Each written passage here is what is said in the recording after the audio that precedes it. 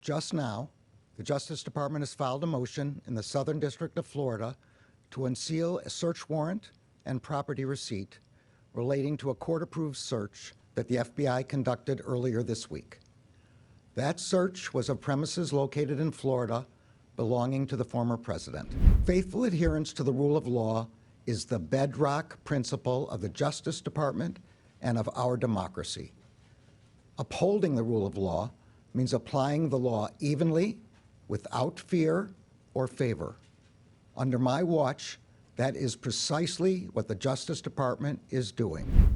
I personally approved the decision to seek a search warrant in this matter. Let me address recent unfounded attacks on the professionalism of the FBI and Justice Department agents and prosecutors. I will not stand by silently when their integrity is unfairly attacked.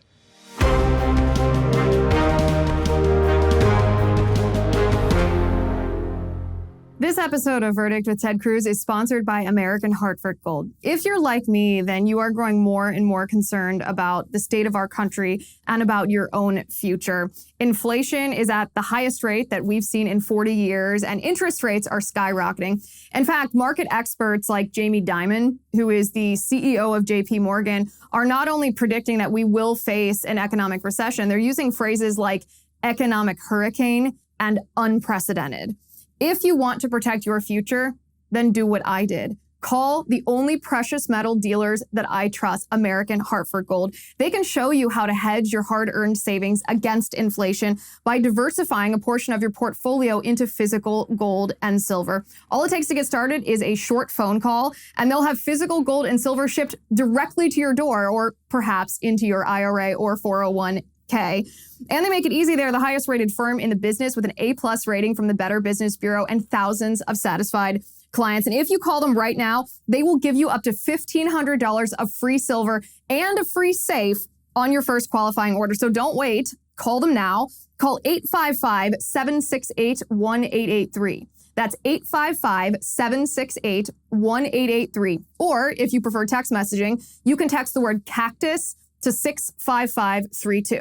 Again, the phone number is 855-768-1883, or you can send the word CACTUS via text message to 65532. You'll be glad you did.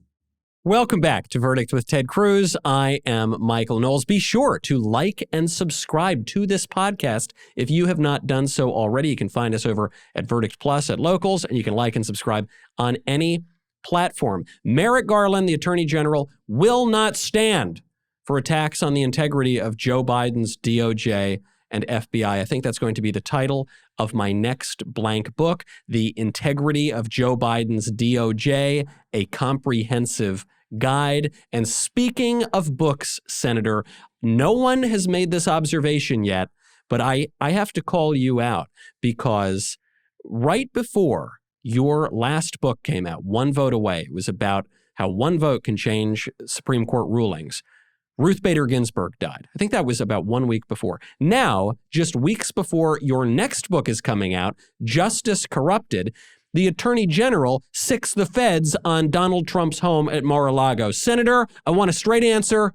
Are you behind all of this? No, I'm not. But I promise you right now, I've had several friends say, please, please, please don't write your next book on global thermonuclear war, because I will say it does seem to keep happening and happening right as the next book's about to come out. The Bankruptcy of Michael Knowles by Ted Cruz. I don't want to see it. That would be a very terrible thing. This really, the timing is bizarre. I'm sure it's great for the publicity of the book. It's really, really bad for the country that your predictions have come true here. This, to me, seems unprecedented. You've got Donald Trump right now, who is a predecessor of Joe Biden, a potential political rival of Joe Biden if he runs in 2024. And you've got the DOJ now, the AG, admitting that he's the one who called for this raid for something like the Federal Records Act or some vaguely described classified documents, or what? What is this about? Yeah, look, it is utterly unprecedented. And the word unprecedented has a meaning. There is no precedent in our nation's history for federal law enforcement officers raiding the home of a former president. It has never happened, going all the way back to George Washington. This has never happened, in significant part because we're a country that has a tradition of the peaceful transfer of power. And part of the peaceful transfer of power is the successor regime does not then use government to go target their predecessor. You see banana republics do that.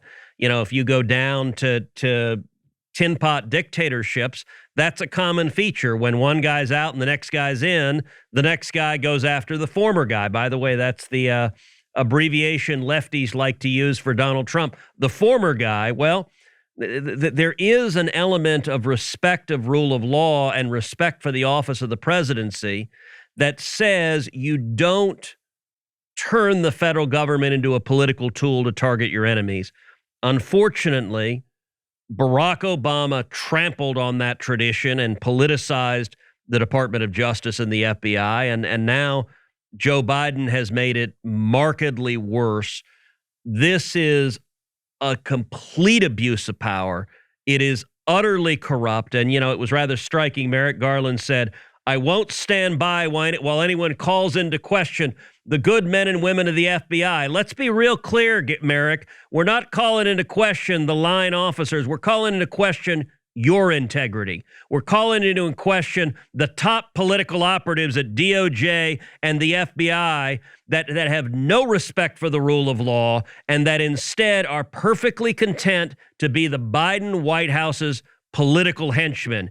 The buck stops here. You approved it, and you shouldn't have, and you should be embarrassed by sending the FBI and into this situation and doing enormous damage to the credibility, to the respect of the FBI. These partisans are burning to the ground centuries of credibility built by the federal government and law enforcement, and it really is, it's an outrage to watch. Well, this was the most shocking part to me of his statement when he invoked the integrity of the DOJ and the FBI, and you, I think, rightly are pointing to the political hacks who run those groups. I thought, what integrity? Is it the integrity that led the DOJ and the FBI under Barack Obama to spy on Donald Trump's campaign, that led the DOJ and the FBI under during the Trump administration to undermine his presidency by using a completely fabricated, cooked up nonsense about Russian collusion that, by the way, the DOJ and the FBI cooked up with the Hillary Clinton campaign? That integrity, is that what you're talking about? I don't really see that. And I guess what the libs right now are bringing up, and what you're hearing top Democrats bring up, and even some moderate Republicans, is, well, hey, let's just let this play out. Let's hold on here because maybe Donald Trump was violating some law. And it raises to me this point that, one, you can indict a ham sandwich, first of all, but two, we haven't seen this before because of what you're bringing up, our tradition of the peaceful transfer of power. So as far as I'm concerned, unless there are severed heads in a freezer at Mar-a-Lago, I don't really understand what kind of violation Donald Trump could have committed that would justify a 40-agent raid on his private residence. You know, you were talking a minute ago about my book. Actually, the book that is coming out in just a few weeks is exactly on this topic. So the title of the book, as viewers of the pod know, is Justice Corrupted: How the Left Has Weaponized the Legal System. And it goes through that what Richard Nixon tried to do, and the first chapter of the book talks about Nixon and Watergate, and Nixon tried to use the legal system to go after his enemies. By and large, the system resisted. So Nixon tried to get the IRS to attack his enemies. The IRS refused. In significant parts, the system worked, and I think Nixon was utterly corrupt. What Nixon attempted to do, Barack Obama succeeded in doing, and Joe Biden has taken it to the next level. And if you look at the Department of Justice and the FBI, you look at the IRS targeting political enemies under Barack Obama. You look at the Department of Justice, Merrick Garland sending the FBI after parents who speak up at school board meetings. You look at Crossfire Hurricane. This is while Trump was president, but under Obama, hardcore leftist partisans burrowed into senior career positions at the FBI and the Department of Justice, and they weaponized law enforcement and the intelligence community to go after Donald Trump. There's a whole chapter in Justice Corrupted on Crossfire Hurricane explaining how it got so far that an assistant general counsel of the FBI created a counterfeit document and submitted that counterfeit document to a federal court, which is a felony. That's how corrupt it got, because they hated Donald Trump and they cooked up the entire garbage of Russian collusion, which was always a crock. That same pattern is continuing today. And look, one of the problems, let's go back to the beginning of Crossfire Hurricane. In a Department of Justice, should a DOJ be able to investigate a sitting president or a former president? Yes, if that president has violated the law. That being said, the threshold for when a Department of Justice investigates someone, in particular investigates the opposing party. So if you're a Republican administration and you're contemplating investigating a leading Democrat, or if you're a Democrat administration, you're contemplating investigating a leading Republican, the threshold for doing so should be very, very high, because there is such a danger of this being used simply as a cudgel to beat your opponent senseless. Under Barack Obama, the FBI was wiretapping Donald Trump's campaign headquarters when he was the Republican nominee to be president. They were sending people in wearing wiretaps, trying to entrap Trump in a violation of the law. That was utterly insane. Like in any Department of Justice, the threshold for, some loon told someone at a bar, well, I heard, he went to Russia once. Like, that is not enough to go wiretap the opposing campaign. Here, the predicate for it is so utterly flimsy as to make this whole thing ludicrous. And you asked, okay, why is this? This is ostensibly under the Presidential Records Act. Now, let me say a couple of things about it. Number one, ordinarily the way a dispute like this would be solved is the Department of Justice would negotiate with the lawyers for the former president and say, hey, we think you have some documents you're not supposed to have. We'd like to get them. Okay, you negotiate back and forth. You produce them. That happens all the time. And by the way, they've done that. So Trump has cooperated. He's produced, I think, 15 boxes voluntarily through negotiations back and forth. That's the way this would ordinarily operate. If the person was being resistant, the next step is to issue a subpoena. A subpoena is a legal compulsion. You must turn over the following. They didn't do that. They skipped over the subpoena. They skipped over, apparently, the compromise and reaching a solution through negotiated settlement. And instead, they do a surprise raid with 40 agents. That is such overkill as to be obvious and political and partisan. And let's be clear, the biggest losers here are the Department of Justice, the FBI, and the rule of law, because their actions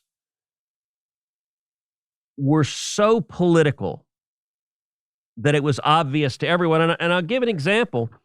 So I'm going to cite famed right-winger and noted Republican partisan, former New York Governor Andrew Cuomo, who tweeted, quote, DOJ must immediately explain the reason for its raid, and it must be more than a search for inconsequential archives, or it will be viewed as a political tactic and undermine any future credible investigation and legitimacy of January 6th investigations. So this is even Cuomo, who obviously is such a partisan Dem, it bursts out of his pores, who's saying, guys, if this is all about, as he put it, a search for inconsequential archives, you guys are screwed because it's going to be obvious you're just going after him because you don't like him and he's on the other team. So what does this mean for 2024? Assuming that they really were just going after these inconsequential archives, Merrick Garland, who just gave this statement and took responsibility for authorizing the raid, he didn't actually explain what the raid was about. He just sort of huffed and puffed and said, "How dare you besmirch my glorious DOJ?" And then said, "I'm not going to give you any other information." So, one, is there another shoe potentially that could drop? And two, what is the practical effect? You said it looks like a disaster for the DOJ and the FBI and the rule of law. What does it mean for the Republican presidential nomination? Is this going to galvanize support around Donald Trump for the Republicans? Are they going to lead the guy out in handcuffs at a certain point? Are they preparing an indictment? What's it mean for the next step at Mar-a-Lago? So look, they may well be trying to prepare an indictment. And as you noted, the typical rule is a prosecutor could indict a ham sandwich. So they might try to indict him. I will say this, if they do, I think it will backfire even more than this raid has backfired. Part of the problem with DOJ and the FBI and the left, like the media, they hate Trump so much that they foam at the mouth. And they view everything from the lens that they assume everyone else on earth hates him as much. And so they don't have any actual awareness of reality. Merrick Garland and the FBI have just boosted Donald Trump's 2024 prospects.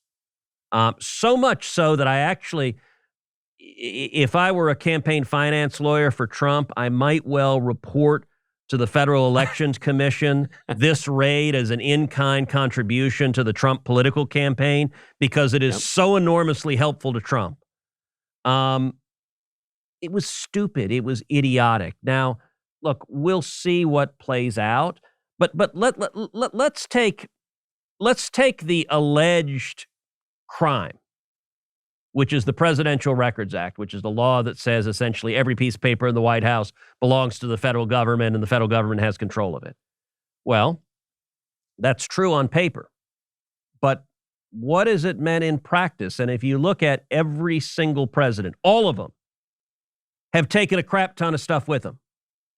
And let's go to some specifics because the specifics are rather stunning. All right, the Nixon Library didn't release the final batch of his secret tapes until 2013, which was 39 years after Nixon left office. So for 39 years, apparently the G-men should have come bursting down Nixon's doors for 39 years because he had these tapes. And you want to talk about presidential records. Tapes in the Oval Office are pretty juicy and spicy stuff. 39 years. All right. Nixon, bad guy, you might say. All right, how about LBJ? Hero of the left. Well, the Lyndon B. Johnson Library delayed releasing the final batch of his secret tapes of presidential conversations until 2016, which, if you're counting, was 47 years after he left office. So apparently for 47 years, the FBI should have raided LBJ or then raided his estate. All right, how about more recently? How about the patron saint of the left, Barack Hussein Obama? At the end of his presidency, Obama took 30 million pages. Let me repeat that again. 30 million pages of the administration records to Chicago. And he promised to digitize them and eventually put them online. More than 5 years after Obama's presidency ended, 0 pages have been digitized and disclosed. So he took them. He didn't follow through on his commitment. Every president has done this. And so the idea that, all right, we're sending 40 FBI agents to raid the former president for doing what every former president has done, it doesn't pass the smell test. And then layer on top of that, as Sherlock Holmes wrote, the dog who didn't bark. Who didn't they send the FBI to raid? Well, they didn't Right. send the FBI to raid Hillary Clinton. And Yeah. if they claim to care about classified documents, the classified documents that Hillary took, why didn't the FBI raid her? Or how about Hunter Biden, our last podcast, where we talked about the guy literally videos himself with crack, naked, with prostitutes, and a gun.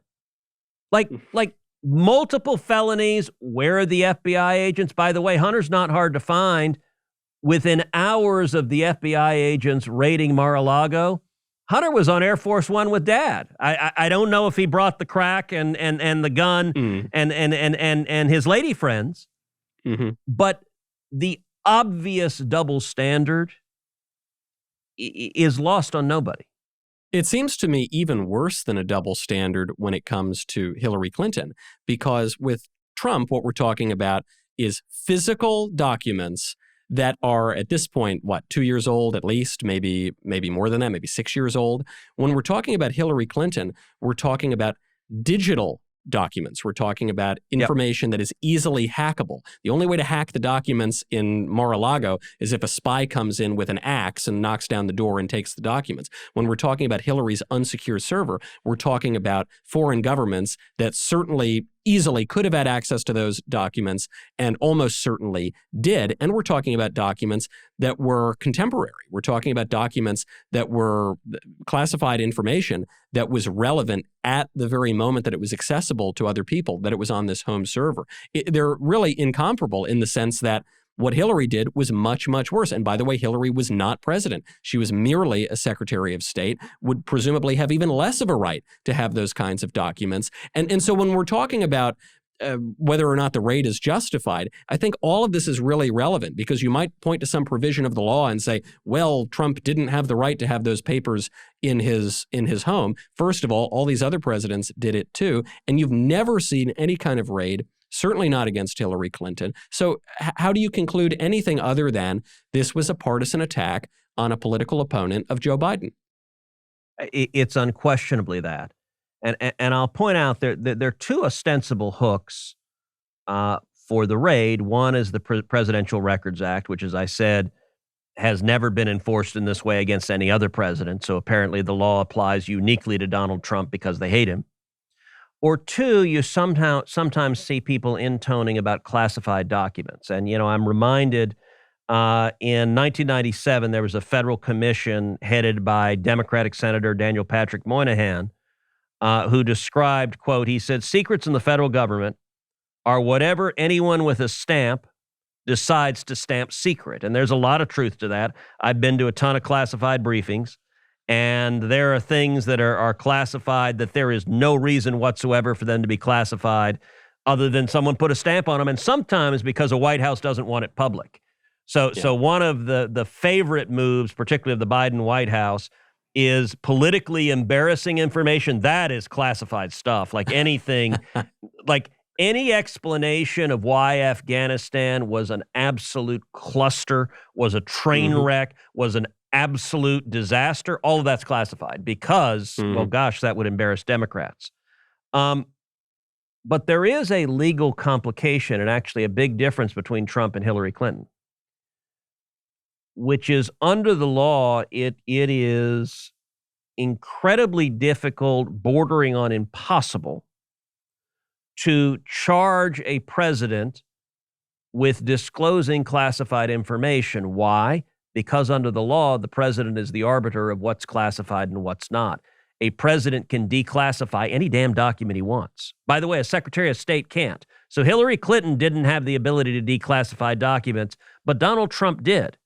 And so the idea that he was in charge, he can read a classified document and go out on TV and read it on TV, and that's under the law, the president has the authority to make a determination. Even though it's classified, I'm declassifying it. So the idea that we're going to send in the G-men to prosecute, to raid him and to set up a prosecution on that, legally, that there's no there.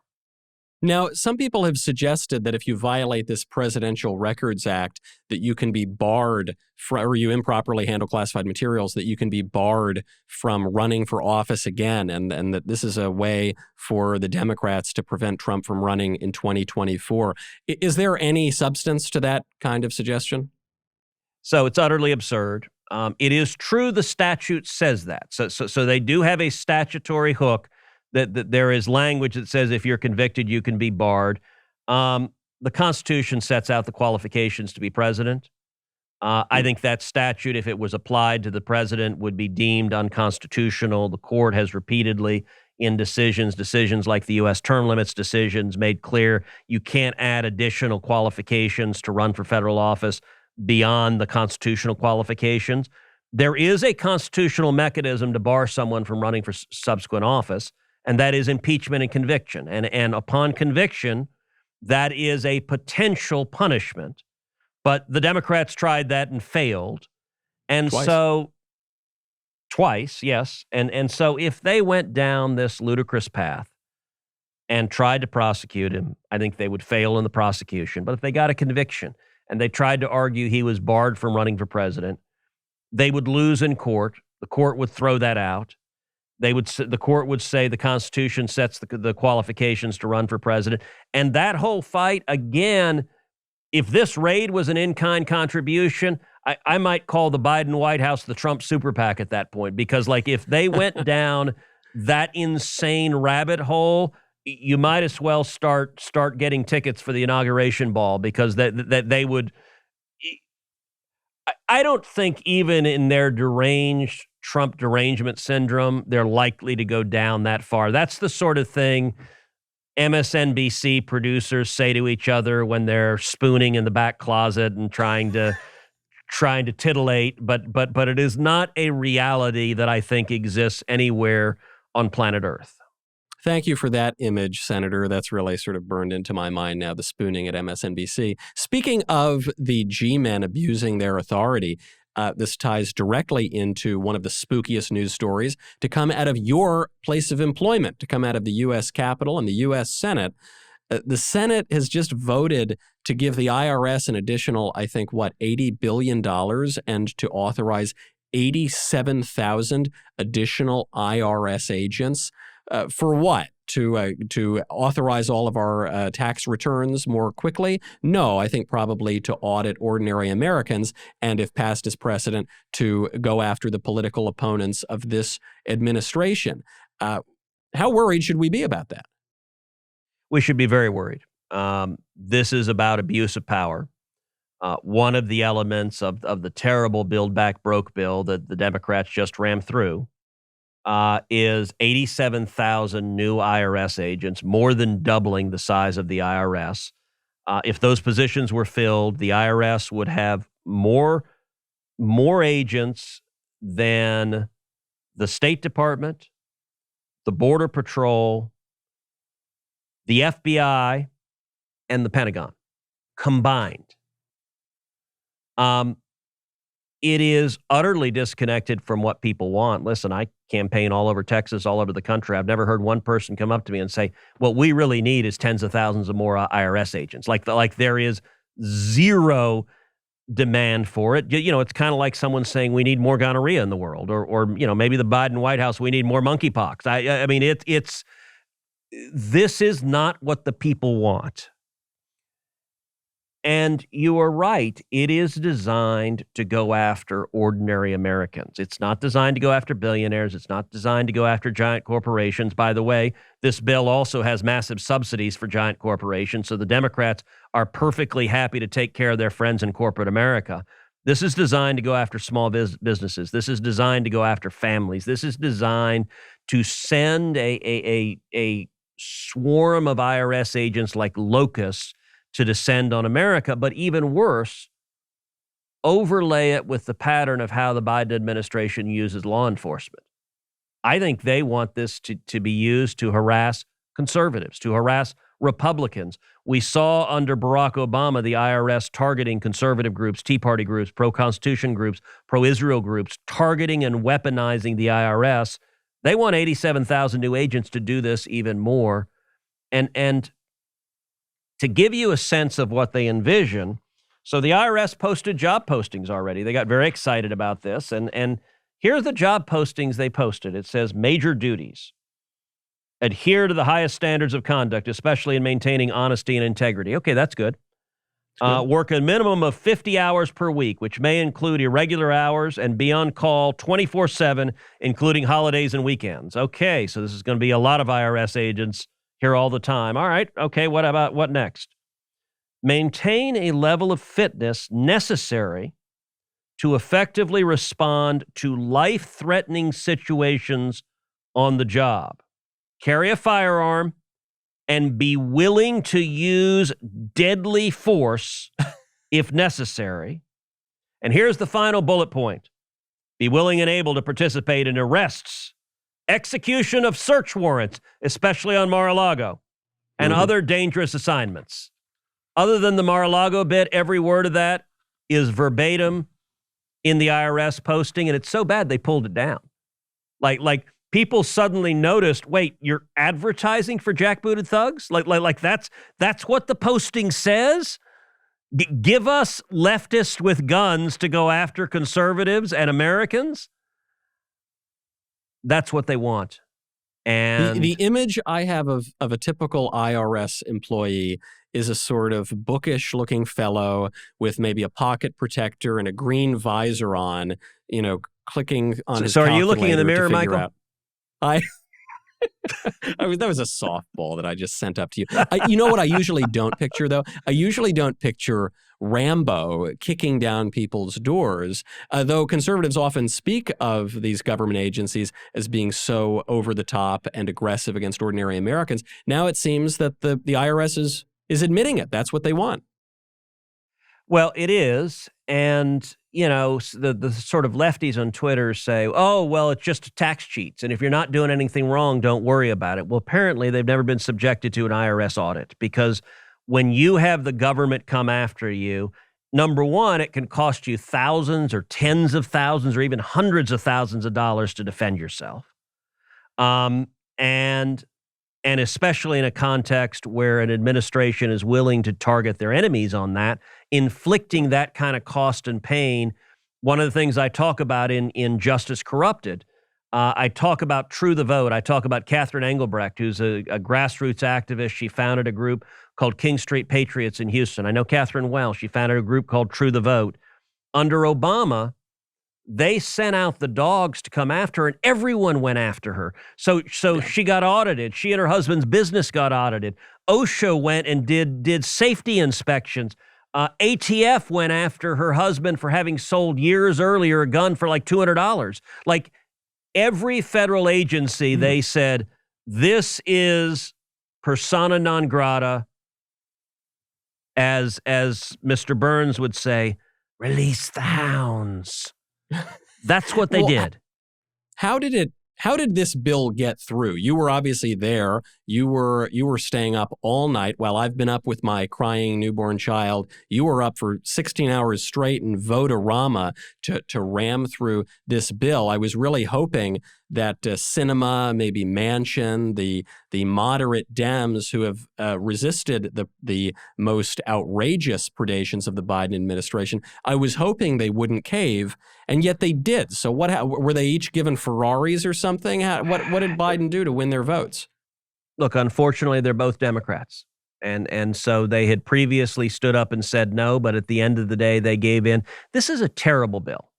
So this bill spends hundreds of billions of dollars in corporate welfare, in boondoggles. We're going to see a whole lot of Solyndras. We're going to see a whole lot of, quote, green energy companies headed by former Democrat staffers with lobbyists that support Democrats who are suddenly getting millions or billions of dollars from the federal government. And that money's going to be allocated not based on what they can do, but based on who their friends are, based on their political influence. And they're going to take those millions and billions of dollars and turn around and hold fundraisers for Joe Biden and Kamala Harris and Chuck Schumer and Nancy Pelosi. It's pure political graft, paying off their buddies. That's one component. But there's another component of it. So Biden and the Democrats keep telling us that they want, number one, to stop inflation. They've called this the Inflation Reduction Act. It truly is an Orwellian name. It's like calling a can of gasoline the fire reduction tool. Like, this will increase inflation. It is literally hundreds of billions of dollars of yet more spending. Even Bernie Sanders admits, right? Senator Bernie Sanders came out and he referred to it as the so-called Inflation Reduction Act, because even he, a socialist, is willing to admit that spending a bunch of money on all this nonsense is not going to do anything about inflation. Well, and he's understating it because it'll make inflation worse. This will exacerbate inflation. It is, we have inflation because the federal government has spent hundreds of billions of dollars it didn't have. The Democrats' solution was, let's spend hundreds of billions more. That will produce more inflation. But they actually made it even worse because it also includes billions of dollars of new taxes. Now, Joe Biden and every Democrat say they want to lower the price of gas at the pump. Now, they're lying. They don't mean this. There are lots of reasons we know they're lying. There are lots of things Biden could do to lower prices at the pump, like stop assaulting oil and gas production in the U.S. With regulations. But on the face of it, this bill imposes billions in new taxes on oil and gas production. If you want prices of something to go down, you don't vote for billions in new taxes on the thing you're saying we want prices to go down. And we had what's called vote-a-rama. So how does that operate? The tool that the Democrats used to pass this is the Budget Act of 1974, and it's what's called reconciliation. We've talked about this before. The most important thing about it is it's a significant exception to the filibuster. Passing something under reconciliation takes only 50 votes, not 60. So there are limitations. You can't do everything under reconciliation, but you can do a lot. You can do taxes under reconciliation. You can do a lot of spending under reconciliation. So they used budget reconciliation, but one of the consequences of it under the statute, there are unlimited amendments. And normally the majority can stop the minority from having amendments.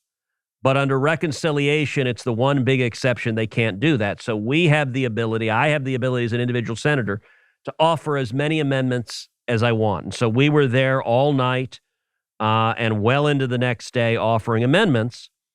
We had an amendment on stripping out the gas taxes for all the Democrats who say they don't want gas taxes. They don't want gas prices to go up. Every single Democrat voted no. All of them are on record voting in favor of new taxes on oil and gas, which means when your gas prices go up, you know who's to blame. So, Michael, I had 4 amendments that I forced. I think it was the most of any of the Republicans. All 4, I think, were important. One of the amendments I forced was a simple amendment that deleted the hiring of 87,000 new IRS agents. Just deleted that from the bill. Said, nope, we're not doubling the funding of the IRS. We're not hiring 87,000 new IRS agents. We voted on it. It was 50-50. Every Republican voted yes for my amendment. Every Democrat voted no. That means every single Democrat was the deciding vote. Wow. Democrats in Georgia and Arizona and Nevada and New Hampshire, all of them were the deciding vote in favor of 87,000 new IRS agents. I had another amendment that would prohibit the federal government from selling oil from our strategic petroleum reserve to communist China, which, as you know, Joe Biden has sold over 2 million barrels of oil to communist China from the strategic petroleum reserve. We voted on it. Every Democrat but 4 voted against it. So there were 4. This particular amendment was at a 60-vote threshold, so they had some votes to give away. Normally, amendments are at a 50-vote threshold, but in this case, we had a ruling from the parliamentarian that set it at 60. So 4 Democrats, the 2 from Georgia, 1 from Nevada, and 1 from New Hampshire voted with me. But every other Democrat voted against it. So Mark Kelly in Arizona voted for Joe Biden to sell oil paid for by the taxpayers to communist China. By the way, Joe Manchin voted for selling oil to communist China. John Tester, not on the ballot this time, but he'll be on the ballot in 2 years in Montana, voted for Biden to be able to sell oil to communist China. These are dumb votes, but the Democrats voted it down. Let me tell you my final 2 amendments because they're going to blow you away. The D.C. public schools have implemented a vaccine mandate. that they require all students, in order to go to school, have a COVID vaccine. And that's kicking in the next week or two when school starts. Here are the stats in D.C. Of the students in D.C., roughly 85% of the students have been vaccinated. That means 15% of the students have not. So the D.C. schools have decided to throw 15% of the students out of school. It gets even worse when you look at the demographics. Among African American students, and they're an enormous percentage of the students in D.C. schools are African American, 60% of African American students in the D.C. public schools are vaccinated. That means 40% are not. I forced a vote to eliminate the D.C. vaccine mandate for COVID. Every single Democrat voted no. Every one of them voted literally to throw 40% of the black kids out of school. And by the way, forever. To literally, you're a 14-year-old African-American kid in D.C. Guess what? You're a high school dropout now because every Democrat voted, unless you comply to their demand to get this vaccine, you're done with schools. Sucks to be you. It was a stunning vote, and every single one of them voted to throw those kids out of school. Let me tell you my final amendment.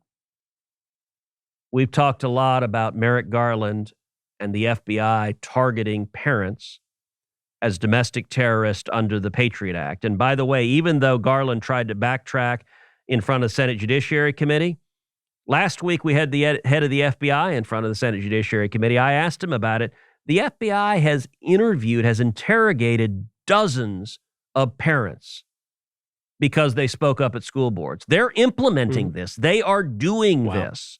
Because I remember that they called them, these parents, domestic terrorists, and you thought, yes, well, this is insane. But I at least believed there's no way that they're actually going to act on this. They're doing it all over the country.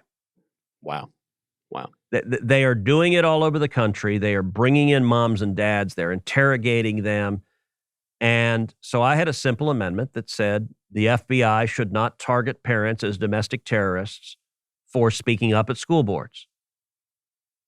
Every single Democrat voted no, failed by one vote. That means every Democrat on the ballot in November is the deciding vote in favor of the FBI targeting mom and dad as a domestic terrorist. That is, it was an amazingly stupid vote. I actually think if they had any sense, like if Schumer were not such a wild-eyed partisan, he would have told all his guys, vote for that. Let's all get on record and say, don't target parents as domestic terrorists. That would have been a rational Democrat responding to that vote. The fact that he said, every one of you go walk the plank. Listen, this issue single-handedly elected Glenn Youngkin in Virginia, and now every Democrat is on record saying, we're with the G-man going after mom and dad. It was stunning and radical and extreme. That is surprising because I understand the Democrat vote on the COVID vaccine. The consequences are horrific, but I get it. They're saying we are so bought in on vaccine mandates. It's so important to us. We're willing to take the political heat for this vote. But I think calling parents domestic terrorists, that's really so important to you that you're going to risk what happened to Youngkin in Virginia, what we're seeing play out in Florida, this education issue, so important right now to voters. You're really going to risk that just so that you can keep sicking the federal government on concerned parents? And they're saying, yes, the Democrats are saying that is important enough to us to risk it. Well, and you know why they do it, Michael? They do it because they know the corporate media is corrupt. They know they won't get called out on it. So you and I are talking about it. But let me ask you, have you seen any TV station talking about that vote? Has CNN talked about it? We do have better ratings than MSNBC? CNN. But we do. We definitely got better ratings than their shows, but you're not seeing this anywhere in the liberal press. It's why Democrats are so radical and so extreme, because they're, and again, I talk about it in Justice Corrupted, which, by the way, everyone go onto Amazon and pre-order Justice Corrupted. You can go do it right now. Go to Amazon, click pre-order. But I talk about the corrupt corporate media has played a major role in producing this corruption because it teaches Democrats, I can abuse my power and I won't get called out on it. There will be no consequences. And so if you're a Democrat and you're like, should I vote on whether or not the FBI should target parents as domestic terrorists? Well, I'll just vote party line because no reporter will ask me about it, no headline back home, no coverage, nothing will address this issue, so I'm safe and immune. If we have some campaigns in November that don't suck, that are actually competent and capable on the Republican side, every one of these votes ought to appear in campaign ads, but before the ads, you ought to have real journalists asking about it, but the number of real journalists left in the world is vanishingly small. Before we go, Senator, speaking of accountability, I want to get to at least one question from the Verdict Plus subscribers. And so this question comes from Eileen, who says, I kind of feel like this raid on Mar-a-Lago could also be a smokescreen for something else that they want to distract us from. They do it all the time. Does anything come to mind? November can't come fast enough. P.S. I love to barbecue, but I can't find the Jack Daniel's original recipe. Any replacement suggestions from a Texan? I think even KC Masterpiece is gone. So we're really seeing two distinct issues brought up in this question. I'll let you take them in either order you prefer. All right, so I'll start with just a confession that I like to eat barbecue, but I'm not much of a barbecuer myself. I have a big green egg in the backyard that I'll grill up a burger or a steak on. But to be honest, for good barbecue, I just go to a Texas barbecue joint and eat it there. So I have nothing of value to impart in terms of the best way to prepare it. I find the best way to prepare it just ordering it. Right. The best way to make it is make a reservation. Fair enough. It's a good manly answer. Just call it. It is. But look, I can grill up a burger or steak. That much I can do. But my cooking repertoire is pretty limited. Look, in terms of a distraction, I mean, it's right to be skeptical. They're doing a ton that is bad. I don't think this was deliberately a distraction. I think this was tone deaf. I think this was, we talked about it earlier in the pod, the partisans at DOJ, they've drunk the Kool-Aid. Everyone they know hates Donald Trump. He is the devil, they believe. And so everyone they know has been eagerly, if you saw Stephen Colbert, who had, practically an epileptic seizure, he was so excited with the FBI raid. I think it's the bias of reinforcements, that they're just tone deaf and eager to charge in. Do I think it is a carefully calibrated plan to distract from something specific and otherwise? No. Is it part of distracting from the disaster of inflation and gas prices and crime and open borders? Yes. So all of January 6th is a political circus designed to distract from the failures of the Biden agenda. So in that context, this is also a distraction from that, but I don't think it's specifically hiding one particular pernicious thing, in part because I think they're doing 100 pernicious things all at once. Right. Never ascribe to 4D chess that which is equally explained by a blunder and incompetence. Very good point. Now, there is much more to discuss, but not with me. The rest to discuss will be for the Verdict Plus subscribers with our friend Liz Wheeler on Cloakroom. Liz, what will you be talking about?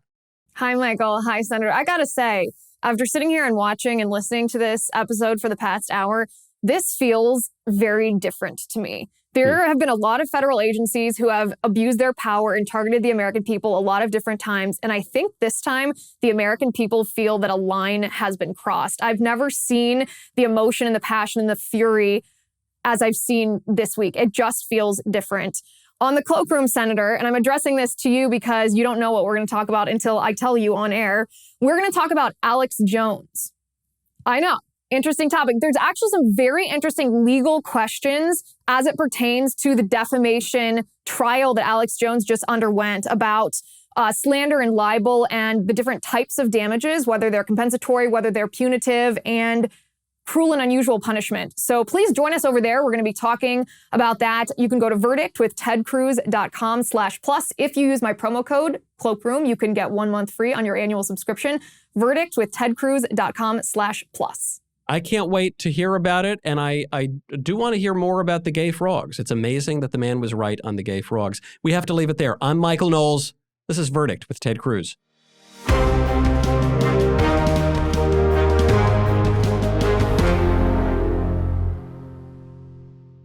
This episode of Verdict with Ted Cruz is being brought to you by Jobs, Freedom, and Security PAC, a political action committee dedicated to supporting conservative causes, organizations, and candidates across the country. In 2022, Jobs, Freedom, and Security PAC plans to donate to conservative candidates running for Congress and help the Republican Party across the nation. If you like this video, you should click the like button, and then you should subscribe, and you should ring the bell, and you will never miss another video.